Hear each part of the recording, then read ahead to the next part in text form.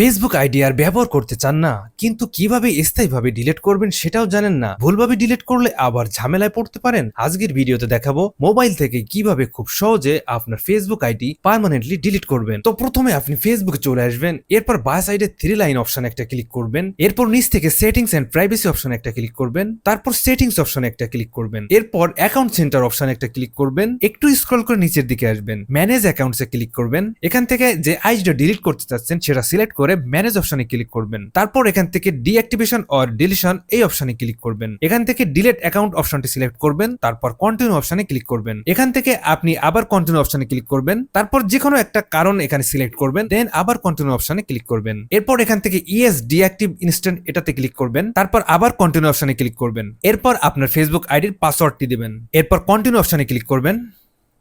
এখান থেকে আরেকটি কারণ সিলেক্ট করবেন, তারপর একটু স্ক্রল করে নিচের দিকে আসবেন, কন্টিনিউ অপশনে ক্লিক করবেন। এরপর 7 ডেজ অপশনে ক্লিক করবেন, এখান থেকে অন ডে সিলেক্ট করবেন, তারপর ডাউন অপশনে ক্লিক করবেন, এরপর কন্টিনিউ অপশনে ক্লিক করে দিবেন। এবার একটু নিচের দিকে চলে আসবেন, এখান থেকে ডিঅ্যাক্টিভ মাই অ্যাকাউন্ট এই অপশনে ক্লিক করে দিবেন। তারপর এটা লগ আউট হয়ে যাবে। কিন্তু সব থেকে গুরুত্বপূর্ণ টিপসটি আমি এখন আপনাদেরকে দেব।